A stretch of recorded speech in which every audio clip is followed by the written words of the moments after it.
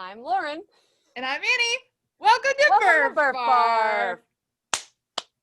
Never in the same room, but always in the same room in our hearts. The top of the episode, our important things are, who are new Patreons and what are we drinking? So I have a whiskey drink, a lager drink, a cider drink, and a soda drink. Sing the songs that remind us of the good times. And now there's only songs about the bad times. Yes, that's factual. I have I drank a bowl of salsa. I Salsa drank. I have water. And I have a raspberry lemonade booch with no sugar in it, which is false.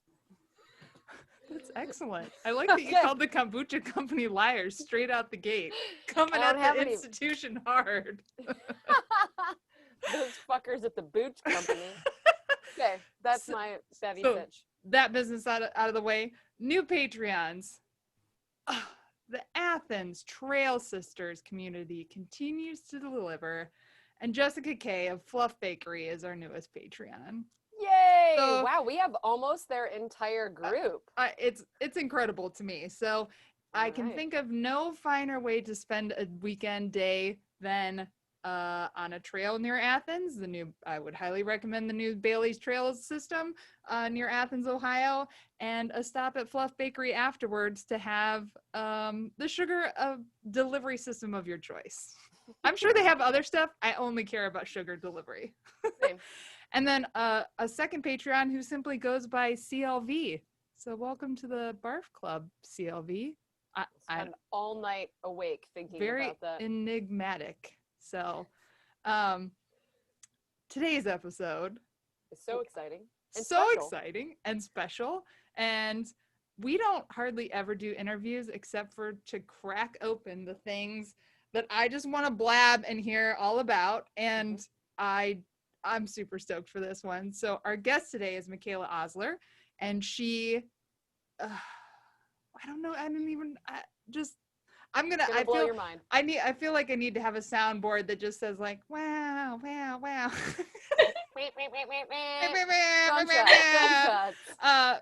So she's on the show today because she recently accomplished a new female self-supported FKT, or fastest known time, on the Colorado Trail, specifically the east to west version, Collegiate East, 560 miles. And I just, not 560? 485. 485. Okay, if you look at fastest known time, there's like east, west, west, east, collegiate, east, west, So thank you for the clarification. Just super impressive. And I have so many questions. So welcome to Burf Barf. Thank you. We're lucky we can get you. We know you're already running the adventure podcast circuit, so we're very honored. Yeah, I get around, We're very honored to have you with us. I'm glad you could happy to be here. I'm glad you could take a break from the press junket. Yeah, it was hard to fit you in, but I know. Special, so. I know. Thank you. I don't know where to start because the stats are the juicy stuff. The scary stories are the juicy stuff. Like there's just so many pieces, and this being I'll say more of a through hiking effort, even though the more we know, right, the more ultra running, hiking, through hiking, fast packing, adventure race, it just continues to smush closer and closer together. So whether you're a through hiker doing a fastest known time attempt, or you're an ultra runner doing a fastest known time event, it's the same thing. It's a mushy stew of fast walking. It is. So give me the stats on the route. So the Colorado Trail and the route option that you picked, the why, all that good stuff. Okay, so it's about 485 miles. And I think it's a little less than 90,000 feet of elevation gain over the whole thing. Wow. Yeah, I was doing like 9,000 or 10,000 a day most of the days. I can't with that. I can't with that. That's awesome. My small intestine just entered my large intestine. Just thinking about that. I didn't feel bad most of the time. Some of the time it felt really bad. but other times it was it's really well graded. Like it's a super well built trail. It's really well graded. Like it's a super well built trail. Like people keep asking me like, oh, what did you do when your feet got wet? And like all but one stream crossing the entire time had bridges, Oh, like wow. it was very pleasant. Well, unpleasant, but like it could have been pleasant if I went slower, Pleasant. You've been to the Appalachian Trail, so this is probably considerably more pleasant. Yeah, I think, well, yeah, I think it would be a pleasant trail at like 14 to 30 days, but 10 and a half days was like pretty fast and I cried a lot. Yeah. And go ahead and state the outcome. So we'll dive to the end result too, because I think it sets the stage for your entire experience. So what did you do? 10 days, 12 hours, 36 minutes. Oh, and what was the previous? 15 days and change. 15 days, 2 hours. You obliterated it. Yeah, but like. Obliterated it. Okay. Well, yeah. Okay, you fed at dinner. Okay, got it. Wow. Yeah. I really appreciate you taking the time before doing your but things and just kind of rolling in it with us. Like roll in your 10 days and 12 hours with us. That's awesome. And yeah. You actually the previous female record holder, Olga King, actually stepped over you while you were FKT. Yeah. Sorry, what? She said it. So the previous record holder, Olga King, did her FKT attempt in 2018, but she happened to be out on the trail when Mikaela was doing. Shut up. Yeah, it was so happened. So I had meant like the etiquette is that you get in touch with the person who has that. Say you're gonna try to break it and ask them for advice, and she was really sweet and very encouraging, and she was like, I think you could do it in 11 days. And so I was like, okay. And so anyways, I've like looked at her blog a bunch. She's done like a lot of races and she's pretty cool. And so I like happened to have this image in my head of like this Russian lady with an osprey pack. Like that's how I pictured her. Is that not it? Yeah. Like Google her, that's like what you'll see. And so anyways, like midway through the trail, I was doing this thing where I would like sleep at the beginning of the night and then hike through the night and then like pass out in the middle of the trail for an hour or two in the morning, like right before the sun came up.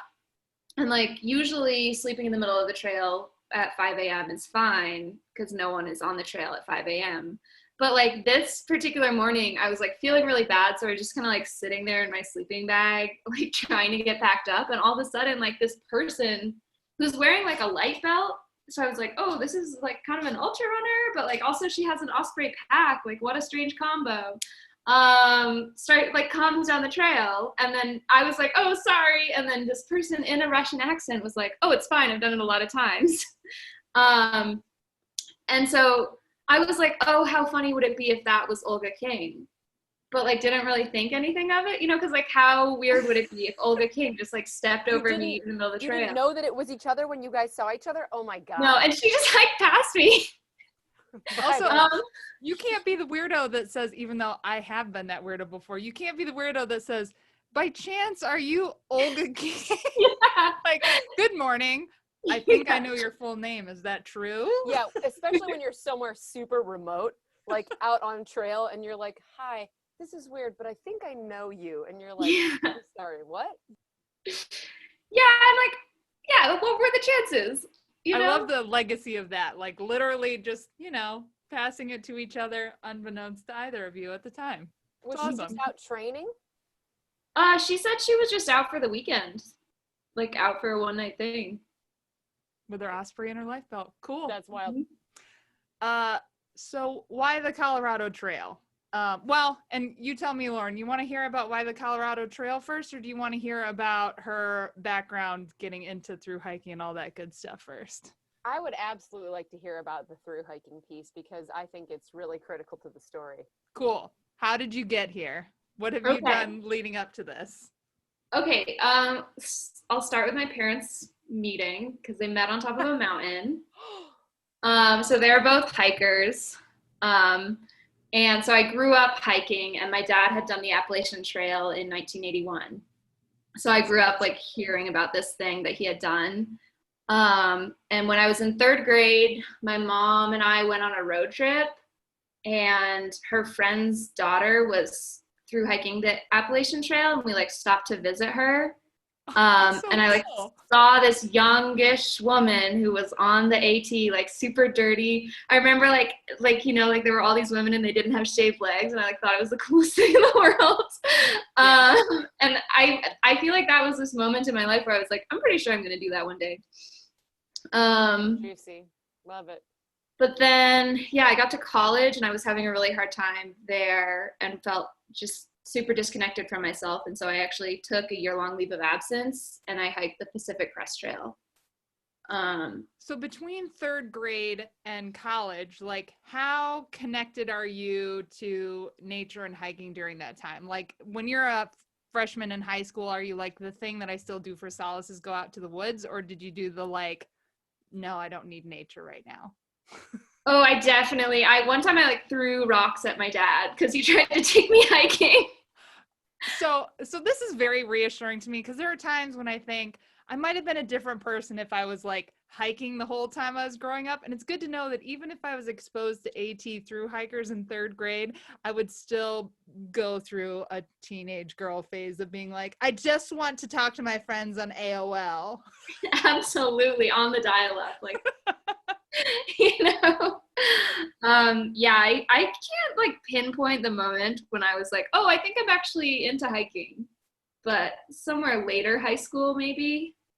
So you're in college, you're feeling a little bit disconnected from who you feel like you are, and you go and through hike the PCT. I feel like there's a few steps in there. Like, did you train before you did the PCT? Like, how did you go buy all your gear in 2 days? Or also, I would love to say that you did it because you did the thing that literally everyone's like, nope, you can't take a year off because then you'll never go back, and then you'll just become some weirdo hiker trash person living in the back of a van.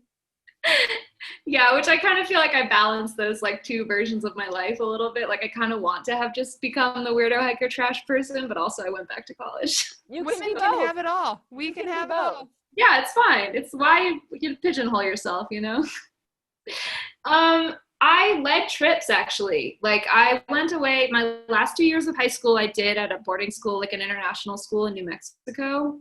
I like got this scholarship to go there, and they had like high schoolers leading backpacking trips. So I started leading trips. And then when I got to college, I was leading trips for the outdoor program there. So I was kind of confident because I'd been teaching other people how to backpack for a while. But I think the big thing for me is I followed some bloggers, and they would talk about this ultralight thing. And that was kind of unfamiliar to me. And so I don't know if you've heard of Ray Jardine, but he's like the father of ultralight backpacking. So I bought his book that he published in the early 1990s. That's just like how to be an ultralight backpacker in the 1990s. What does that even look like? You just drill holes in everything you own? Yeah, he made all of his own gear. He wouldn't buy things. If you couldn't cut the label off of it, he wouldn't buy it. He's going to cut all the labels off. He had some weird, he's like a little weird, but he had some good ideas too. And so I taught myself how to do ultralight, and I did kind of end up buying a lot of gear. I actually was planning to do the Appalachian Trail until about 3 weeks before I left. What changed your mind?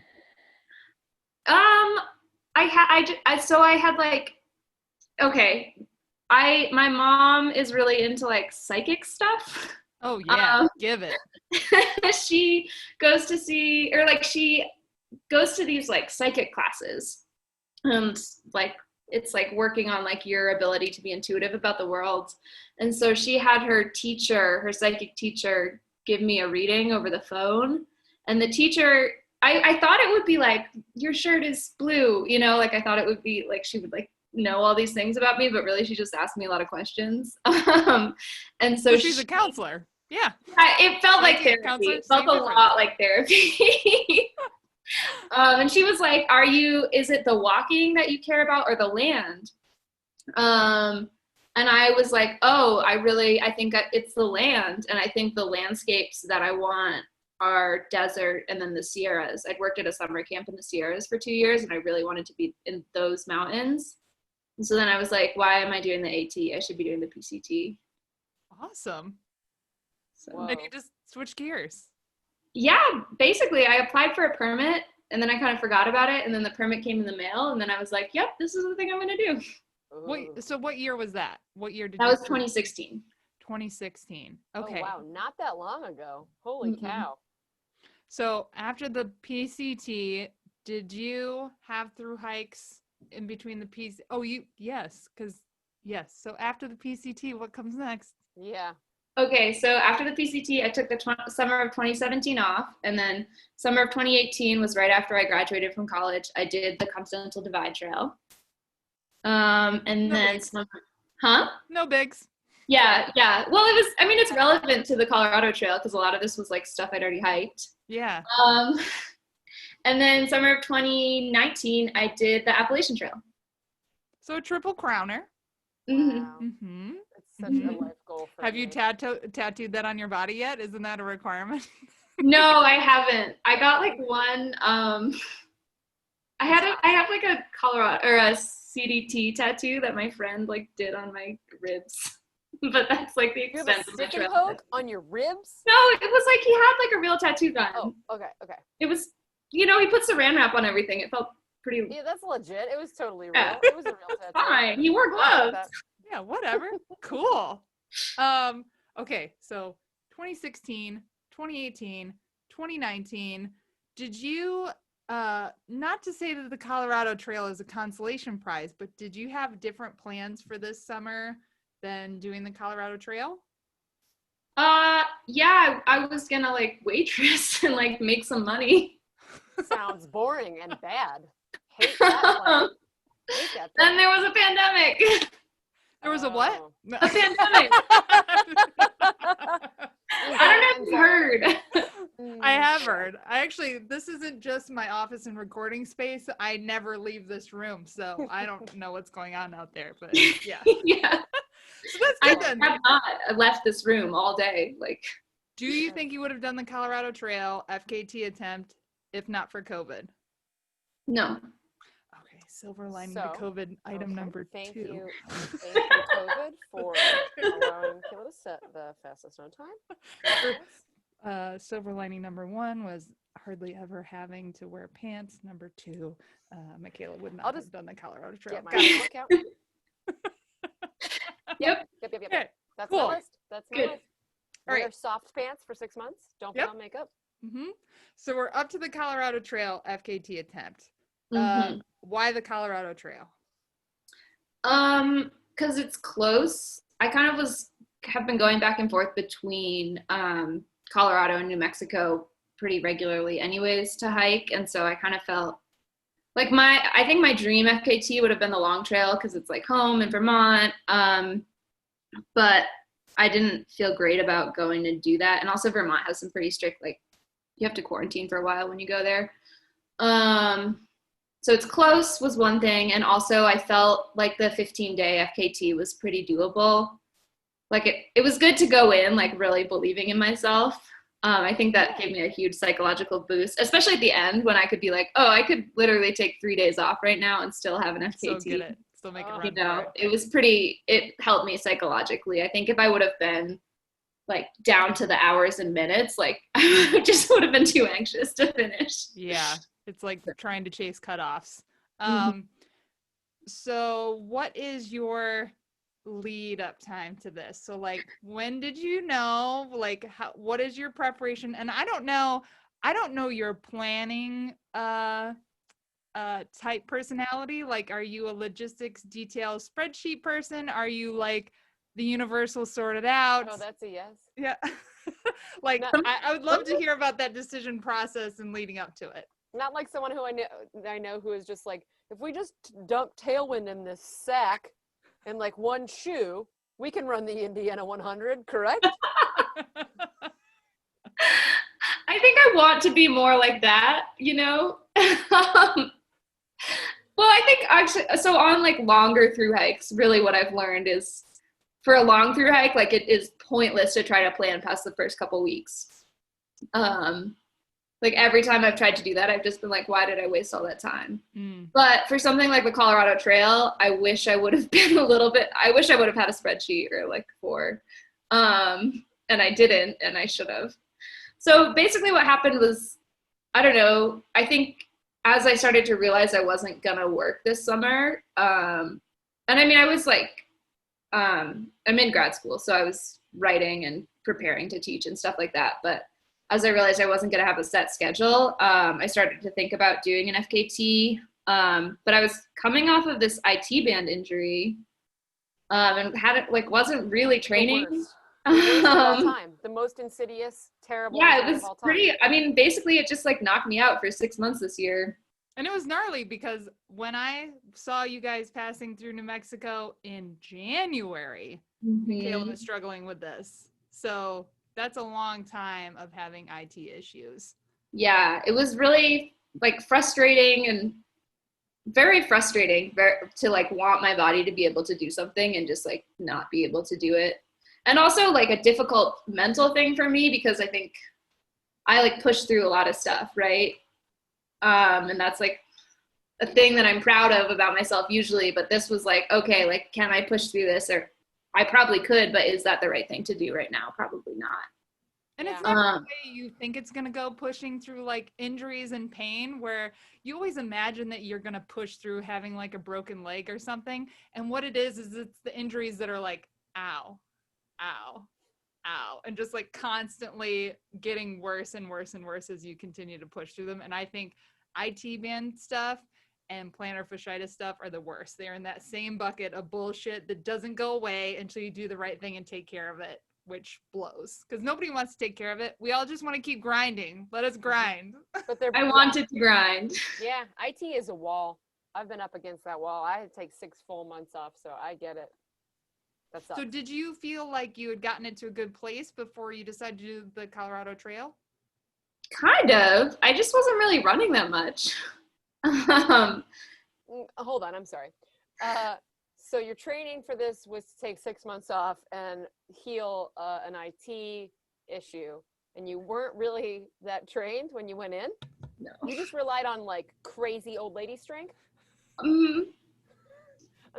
Sorry, you're not an old lady, but when you have a triple crown, you get to rely on crazy old lady strength because you're just like, this is just something I do. AKA experience, where you just get to be like, oh, these are skills that I put in my bag a long time ago and they never leave. So when I need to, I just pull them. I pull those skills out of my bag and I throw it down.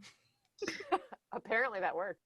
Kind of. I mean, I think it was a lot of like I knew mentally. Like I had a lot of the mental stuff there and also a lot of the logistical stuff. I was pretty confident in my ability to do it. And I went into this being like, I'll do it in 14 days. You know, and it's not like I wasn't running at all. You know, I think I did like a 55-mile a week or something leading up to it, but like on flat. And also I went to Pennsylvania because my stepsister was getting married. So I like any acclimation to the elevation that I had, I lost like the week before going on trail. That's right. It wasn't hard enough, so you made it harder. Yeah, I did. respect. Yeah, that's what I did. So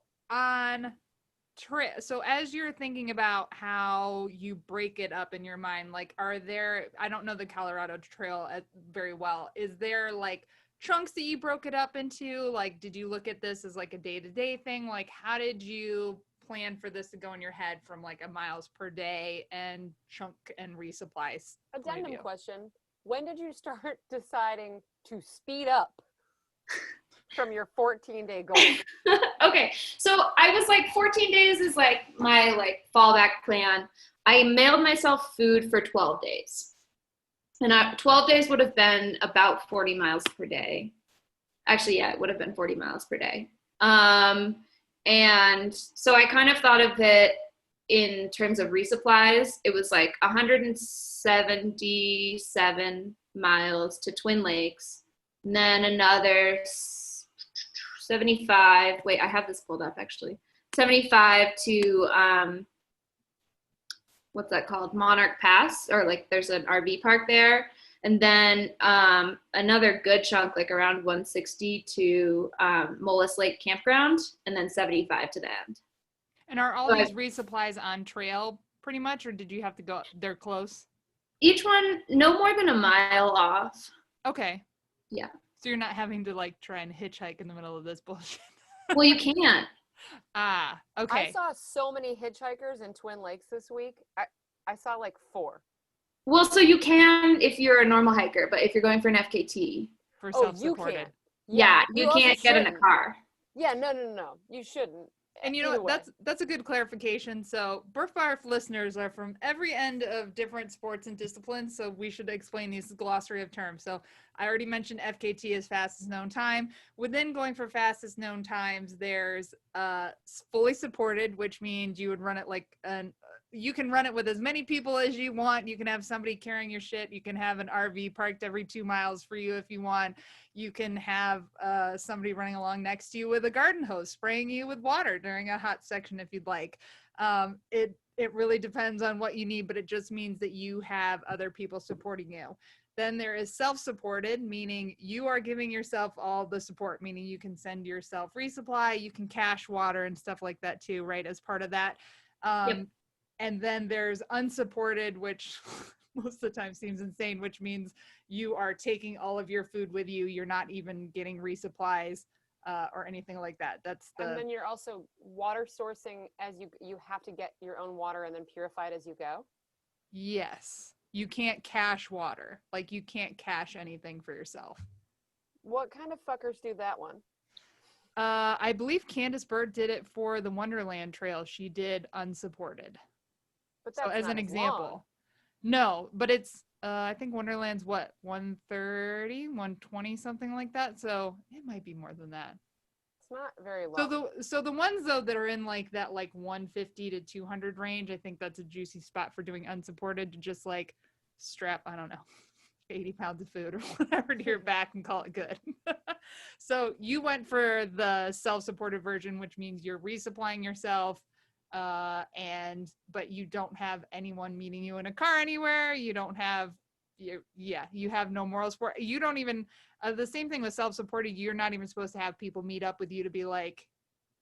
Yeah, wait, Yeah. that's a big question for me. Like, do you get to see your friends and family? No, you don't get, no one's like, rah, rah. And that's gray, isn't it? Like.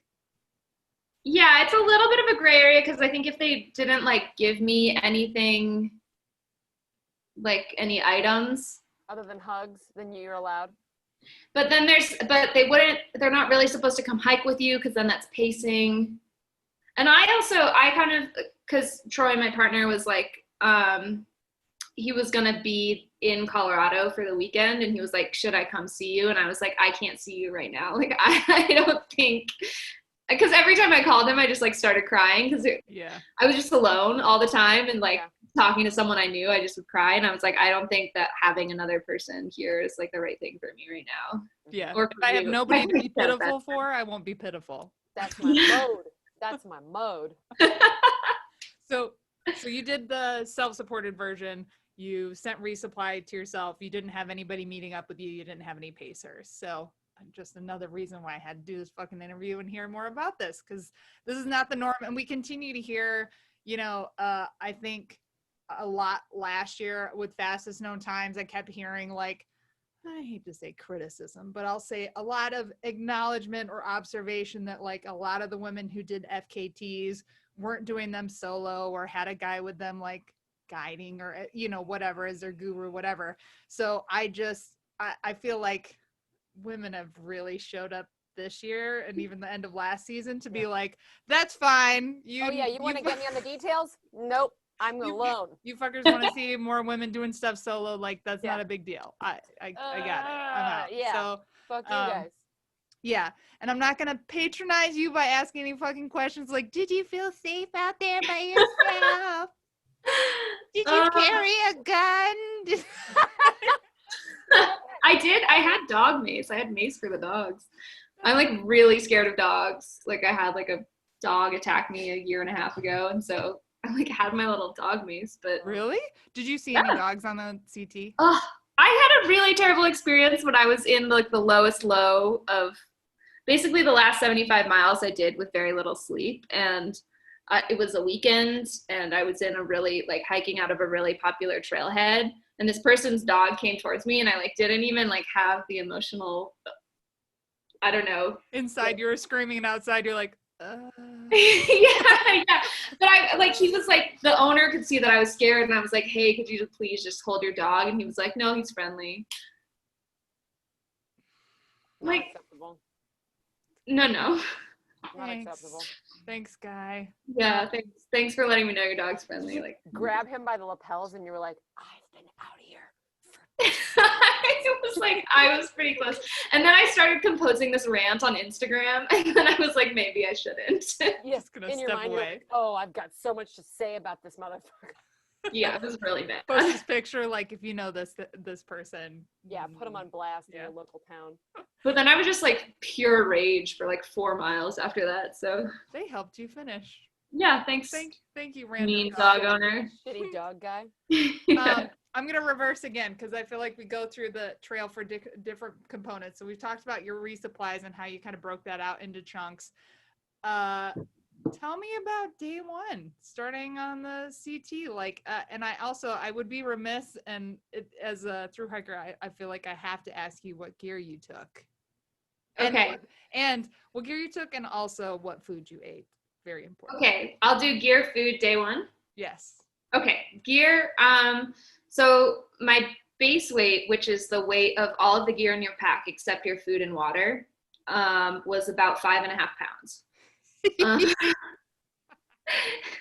Whoa! Yeah, I take more than that on my 5-mile runs from my house.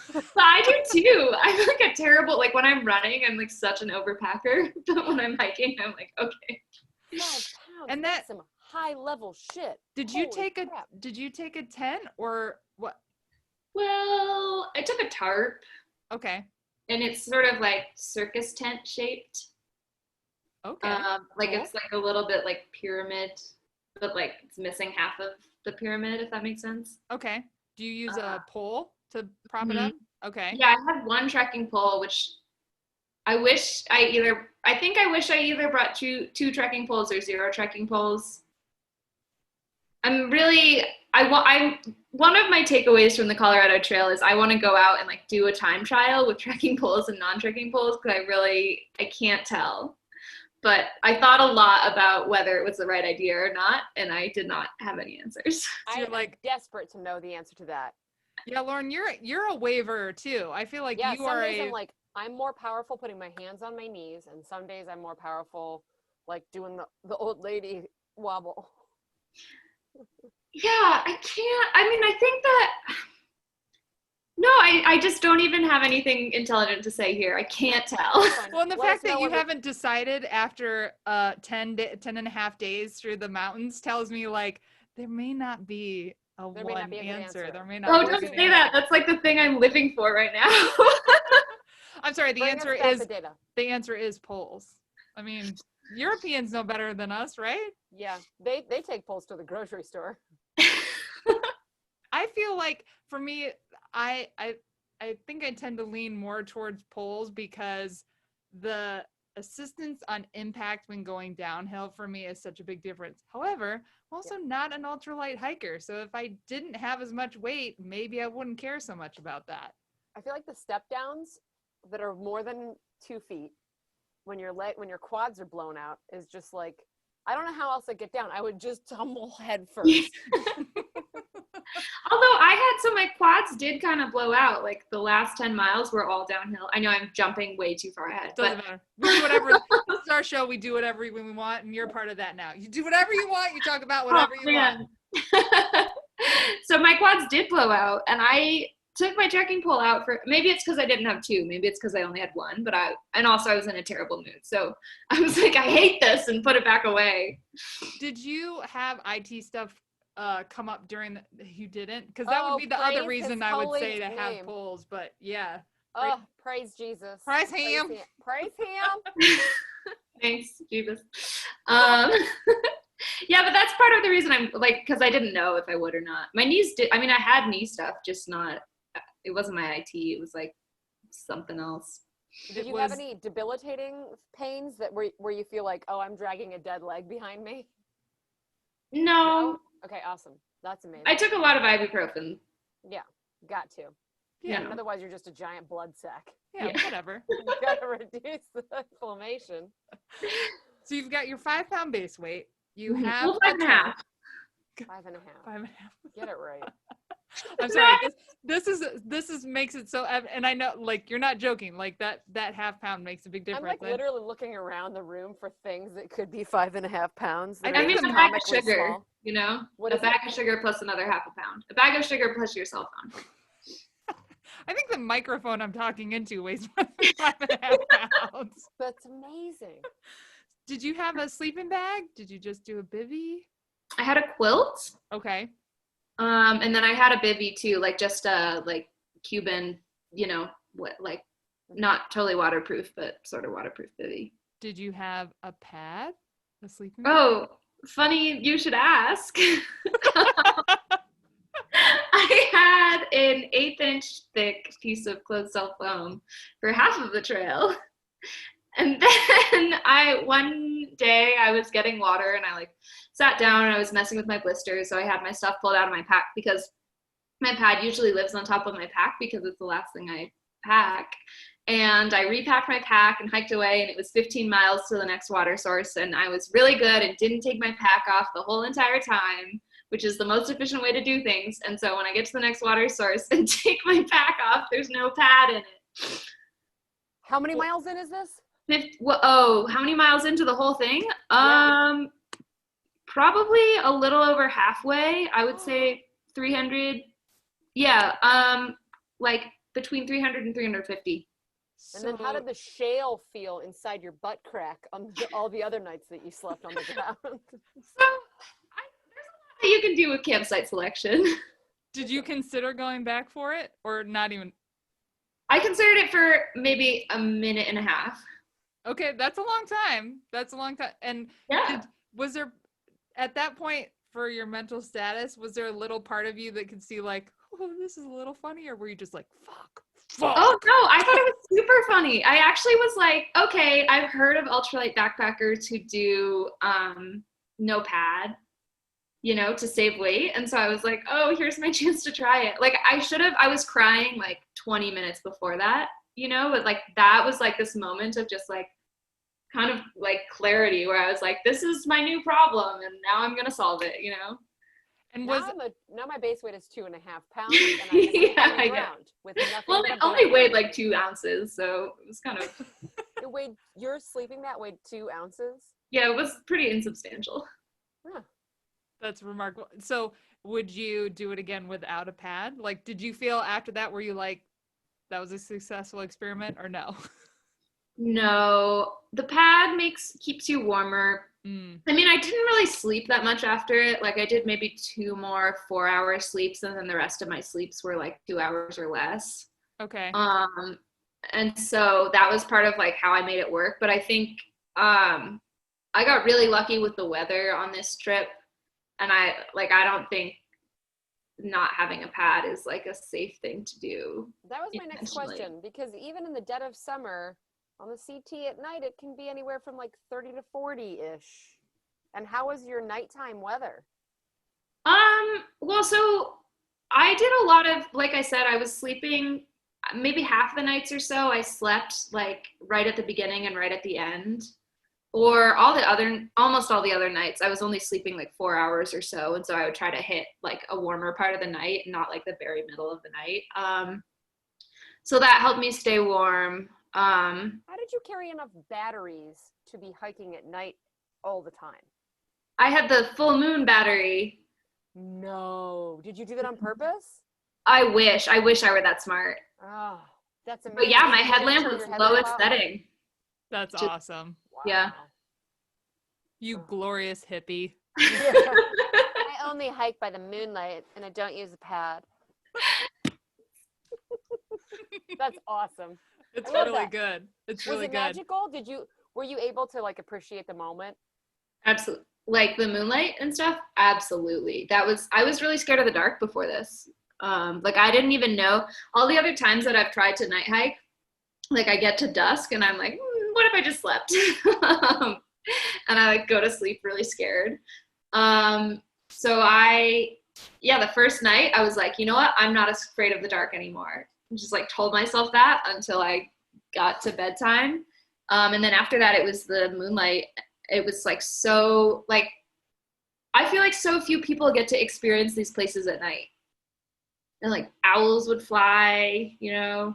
Magical. It was Did really you, special. did you ever see anybody else out there at night? Well, I saw Courtney DeWalter. So it's She funny, was making her attempt at the same time as you, correct? Mm-hmm. which is so wild. Like I just the contrast of these two things happening at the same times. Like I kept seeing your progress and her progress, and I felt like I know they're on the same trail, but I feel like I'm looking at alternate dimensions here where they don't exist in the same plane. Were you guys going in the same direction? No, opposite directions. And she was only like what, 2 days in before she was only a couple days in, right? She actually made it like 5 days actually. And then she got acute bronchitis. Yeah, and she was hospitalized. And I was coughing at the end too, so I don't know if it was like the dusty air or if Or if we were Courtney starting to get Walter smoke. got you sick. Yeah, or Courtney DeWalter got me sick. Sneezed on you as she passed. Swishy basketball shorts and He just coughed on me and sent me on my way.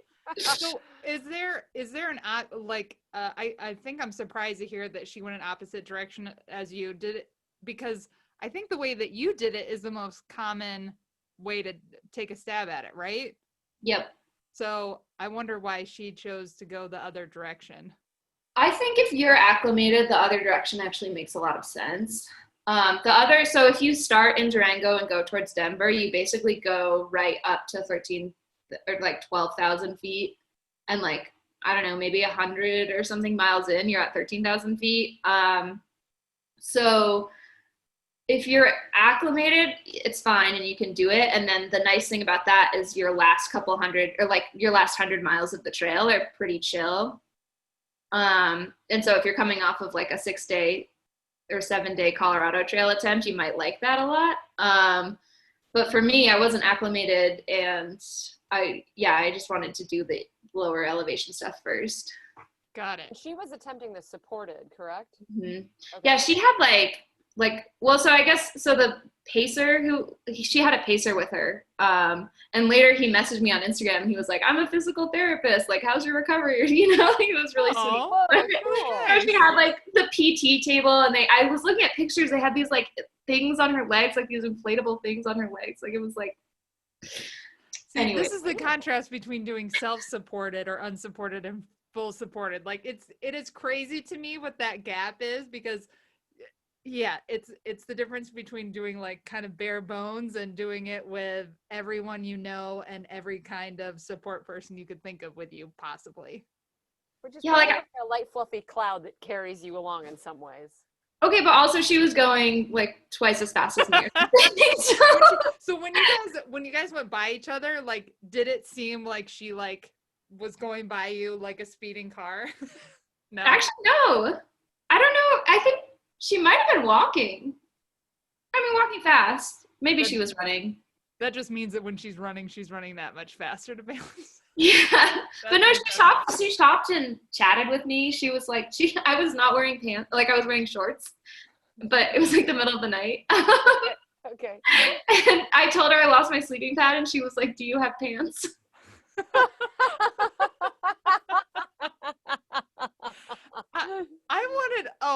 I want to do FKTs just to have that kind of experience where I meet up with other FKT women in the middle of the night to talk about if I have pants with me. It's adorable. It was very sweet. But what was she gonna do if I said no? She couldn't Give you them to pants. you. I bet you anything she would have given you pants. But You think? I guess she probably has a lot of pants. Yes, I bet she would have been like, Kevin's back at the trailhead. I will message back to him, and there will be pants waiting for you.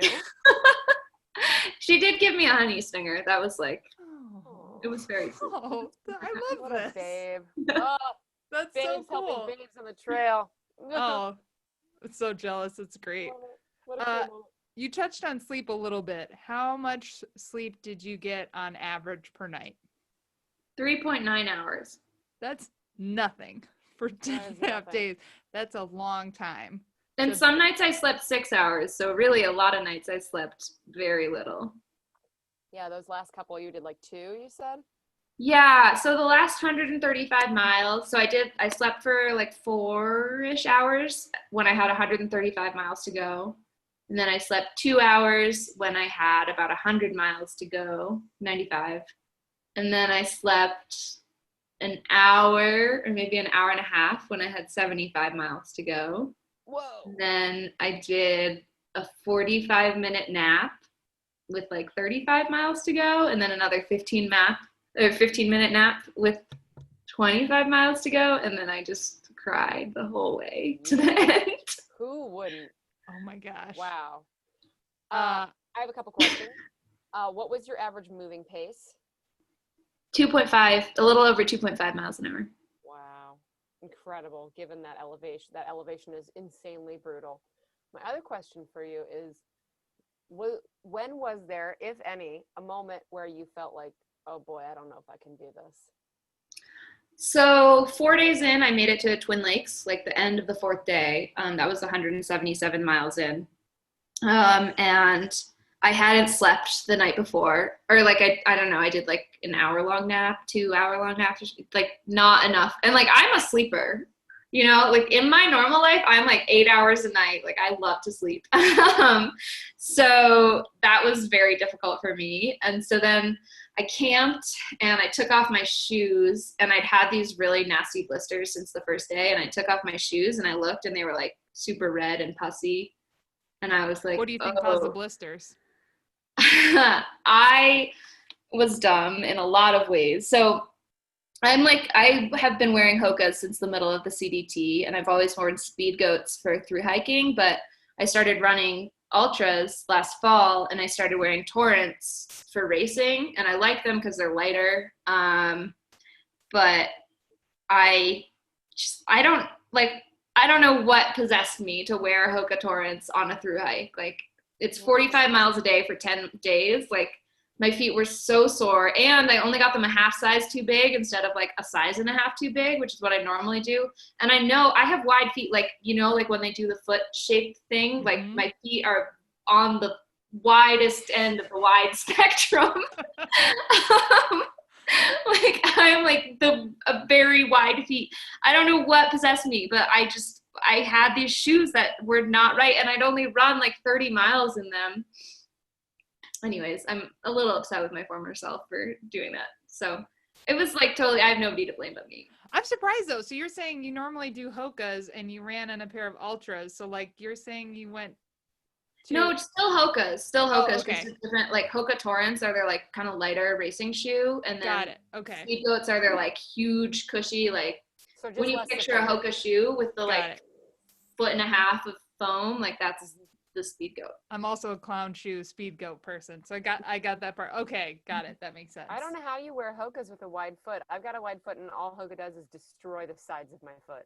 I get men's, and also they come in, they do a couple of them in wide now. Mm-hmm. Okay. We And only I run love in men's that- shoes, so we feel you. For real.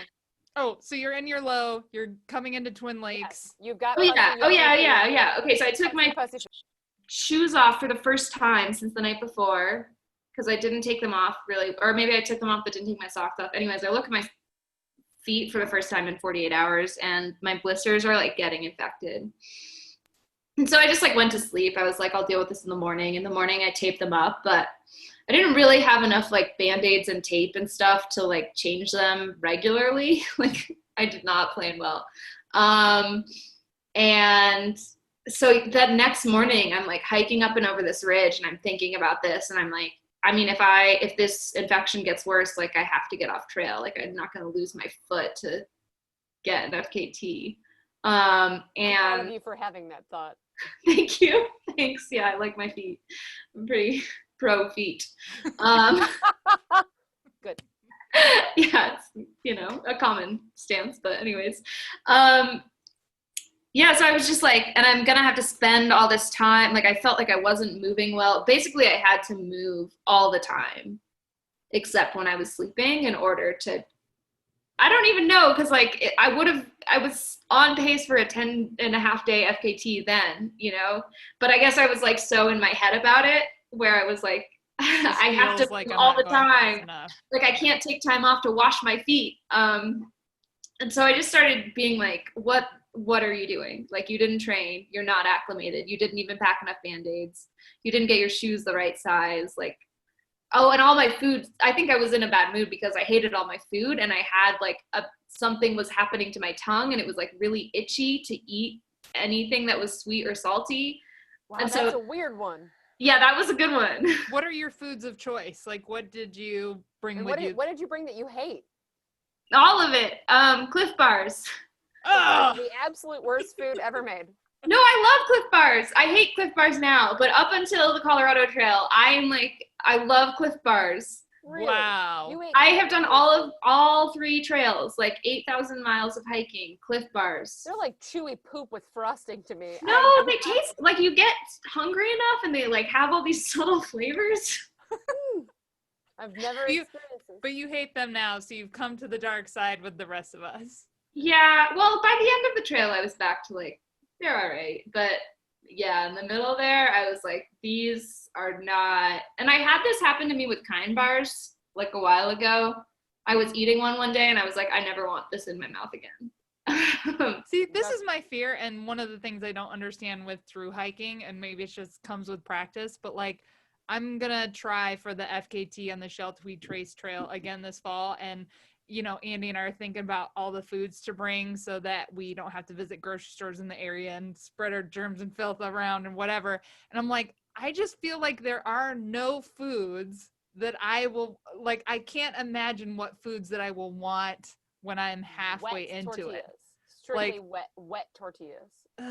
Yeah, I wanted real food. I'm a vegetarian. I was like, I would eat a roast beef sandwich. Yeah. Wow. Eat the shit out of a dead car. Sorry. You got to the darkness. All Yeah. right. Oh, and we swear all the fucking time on this podcast. Oh, okay, So okay. there is no Gonna editing. eat a fucking carcass. Yeah, because this is who we are. We are swear words. So you had Cliff Bars. What else? Don't tell me you had 5.5 pounds of Cliff Bars. Cliff Bars. Well, so 5.5 pounds is no food. So then I had like another 5 or 8 pounds of food, I guess. Okay. I had nut butter packets. I had Ritz peanut butter crackers.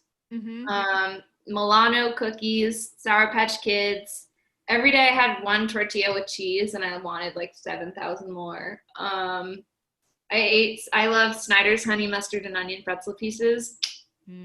Those are really good. Those I never got sick of. 1,000 calories a bag somehow. Like so calorically dense. Like Perfect. Yeah, like a lot of fat too. I love it. Yeah. And the salt, oh, really good. And then I had ramen that I cold soaked in my peanut butter jar. And I initially had like cold mashed potatoes. I was going to do cold mashed potatoes too. And I just like could not do it. So I ditched the potatoes the rest of the time. Cold soaking really grosses me out. Did you resupply yourself with the same things each box? Okay. So you gave yourself the same variety each time. Yep. Yeah. The same exact food. I had some of them I had honey buns in. Those were exciting resupplies. That's the only thing I want to hear about. Honey bun is the only way to fuel yourself when you need calories in 2 minutes. I really believe that. Yes. And when you're self-supported, you can't like stop at a restaurant, right? No, you can. You can. Okay. Did you? There were no restaurants. Okay. I thought, does the trail not go like through Twin Lakes for real? I got there, I guess maybe the restaurant would have been open. Like I got there kind of late. It was like 8:30. Okay. So the guy at the store had left my box out. It was very sweet of him. He left my box and some Noon and some ibuprofen for me. Yes. That's really nice. People. Yeah, it was really what I needed. He's like, this happens all the time. Here's some Noon. Yeah. Well, no, I asked him on the phone. Oh, I was going to say, that was very intuitive. I was like, what do you have that's caffeinated? Oh. He was like, I guess I have this Noon. Yes. So I want to counterbalance one of my other questions with something more positive, which is, I want to know, when is the moment when you were like, oh, I fucking got this?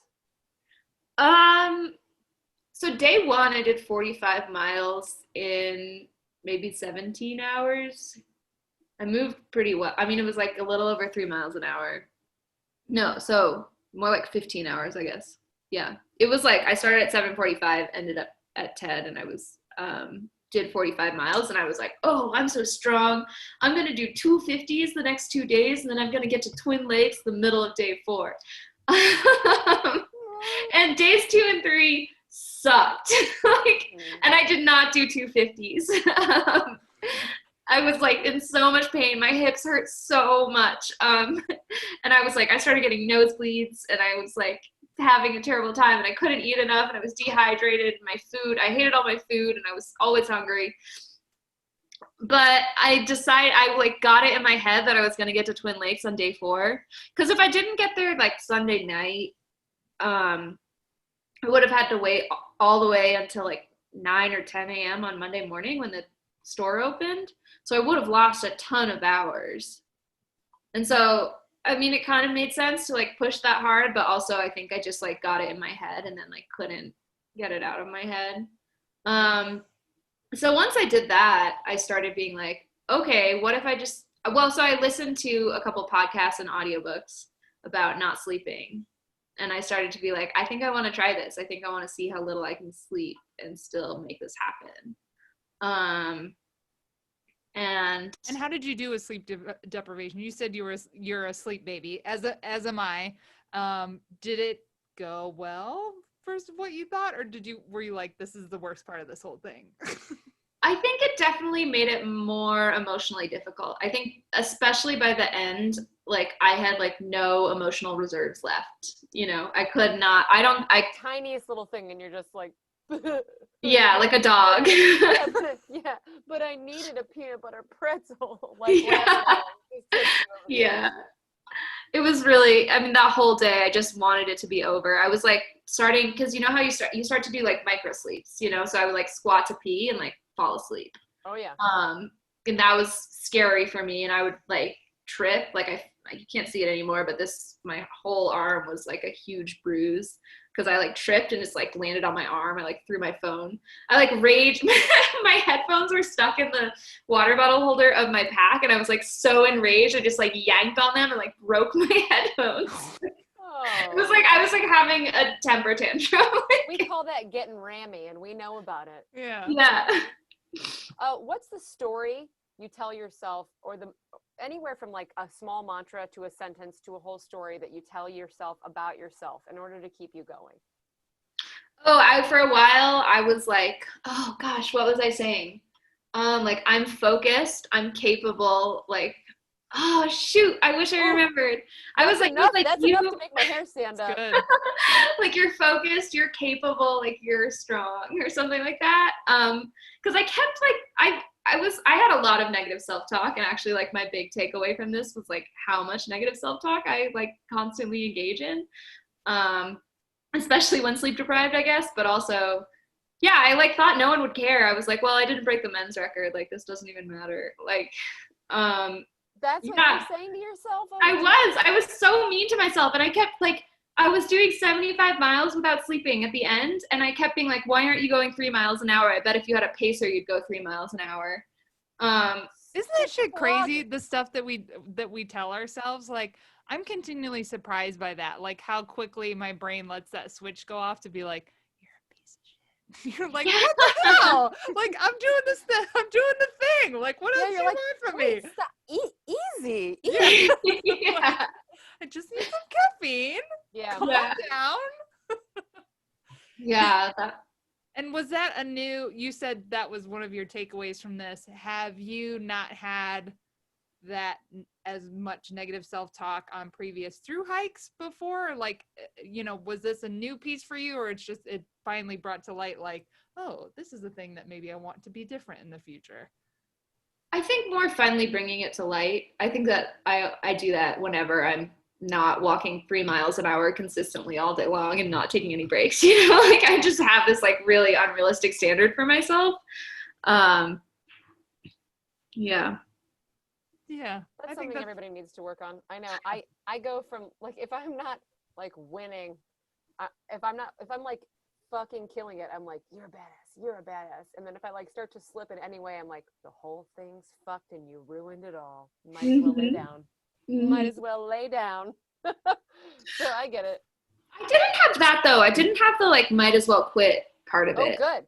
So even though you were giving yourself all these like kind of pokes and prods, like, well, you're not even going to beat the men's record or whatever, you were still like, well, but I am still doing well, so I will keep going. I was always like, I'm going to keep going. This is just really hard and I'm not doing as well as I'd like to be. And it would be really cool to get even like a mile or two ahead of where I need to be so I can relax. I think it was like a lot of anxiety too. Nonstop for days. I can't imagine. You've done a lot of badass stuff. Is this the hardest thing you've done? I think this is tied with when I was on the Appalachian Trail. Troy and I and my dad paced us for a while, did this hut traverse. So the Appalachian Mountain Club maintains all these huts in the White Mountains, and you can do this like 53-mile hike/run with something crazy like 18,000 feet of elevation gain, or just something like truly horrendous. Like you're constantly going up or down. And that took us, you're supposed to do it in 24 hours. It took us 23 hours to go 53 miles. And I cried like the whole last hour. You go down, then you have to go back up. I just cried the whole time. That was really, really hard. And it was the middle of a through hike. And I think I just was like, had been running a calorie deficit for like a month at that point, and just, really that was rough. Yeah, that's like going on a treadmill for months and then just like turning it up to 8 and being like, why are we doing this? Why didn't we make this happen? Yeah, it did have that feeling. If you did the CT again, would you well, I guess I should ask, would you do the CT again? Yeah, I think I've forgotten how much it sucked. If you would have asked me that like a week out, I would have been like, that sucked so much. That's how this works. And if I ask you again in a month, you'll be like, well, I think I'll do it next September. Yeah, I'm already like looking at the men's record and also actually the unsupported record. Like I thought a lot about how you could do the strategy. I think you could get it down to 8 days. And I think you could carry 8 days of food. And that was going to be my next question, is if you would do it self-supported again or do supported or unsupported. But you're a nut job, so you want to do it unsupported. Checks out. That completely. You think you could go faster and carry more weight? Yeah. Well, I did not train. Like I don't know how to stress enough that I just like did this thing. Okay. You just magooed something that takes people a lifetime to do. I don't know.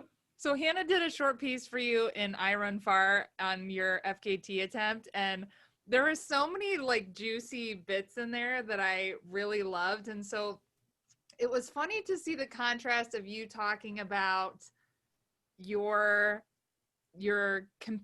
competitive level and how you really in the future don't want to divide like, hey, I'm going for the female record. You're going for whatever the overall record is, female, male, whatever. While at the same time being like, I didn't train very much for this. So like, I love that we get to be all these things, right? You can also be the person who's like, in the future, I don't give a shit what your gender is. I'm going to beat your time, while also being like, this time was like, yeah. So I would love to hear you talk a little bit more about your mentality for future FKT attempts and how that view changed maybe from your experience with this. Yeah, I have like a ton of mixed feelings about this. I'm still trying to figure it out because I do think that, I guess I don't feel like anything that slowed me down. Like I said in that piece, like I don't think that the things that slowed me down were sex or gender related. Like I think it was like not training and being lazy in the morning and whatever, and so like, yeah, I tend to think like you get past a certain distance and I'm like, okay, yeah, I think that I don't know how much sex or gender matters. And so I guess, but then the other hand is like, I don't think I would have tried this if there wasn't a women's category for FKTs. And I just did the thing that's tied for the hardest thing in my life. Wow. Yeah. And I'm like, it was really hard and I did push myself really hard. So, yeah, I think for future FKTs, I'm like, I want to really push myself as hard as possible. I'm like suddenly having this experience where I've been on 2 podcasts. I'm like, oh, You're famous. Your podcast you are. famous. You're figure. famous. I'm putting my name on this thing that I did that was 10 and a half days, but I think it could be done faster, you know? Wow. Awesome. I like You're a where you're pioneer. going. Also, another thing I'll say is like already 2 women have gotten in touch with me and have been like, I'm trying to break your record. And I think having this mentality of being like, what I really care about is proving that women can do it faster than men, has made me like so able to just have like complete equanimity about them taking my record or not. Cause I just am like, I want you to succeed because I want all women to succeed. I love that about you. It's really good. That's awesome. Like I took the baton this far, now you take it from me and take it that much further. Yeah, Mhm. Amazing. it's really good. Wow. What have we not asked you about your experience that we should or that Yeah. you want to What's share? Like, something juicy yeah, that like, you want us to know? did you wipe your butt with a cactus or? No. Did I wipe my butt with a cactus? No, I kept having like, You I had to did think do- about it. No, I'm pretty good at like finding wiping materials. I guess that's all I'll say. I'm a woman of a few skills, and that's one of them. Yeah. I mean, the thing that I just want to acknowledge also that I was hiking on like Ute Pueblo and Cheyenne land. That like matters to me to acknowledge about like whenever I'm doing something in the wilderness. So Yeah, that's what I like to say. I know you called out on social media to donate to the Ute Pack, which we already have that link up on our social media. So please donate to the Ute Pack to help support Indigenous sovereignty. So I super appreciate you calling that out. Awesome. Cool. Man, we cannot thank you enough for joining us on Burf Barf to talk about your incredible accomplishment. You're such an interesting and tough person, and we agree fully that women can do things as hard as men and do them better. So, really glad to hear your voice speak to that truth. And we'll have you on after you do the next crazy fucking thing you do. We sure would love it. We sure Oh would my love it. gosh. After you rest up and get your brain right and whatever. Yeah, we can't wait to see what you do next, and we're proud to call you friend. Oh, thank you. Thank you both so much for having me. This has been really, really fun. Good. Awesome. Until next time. We are Burf Barf.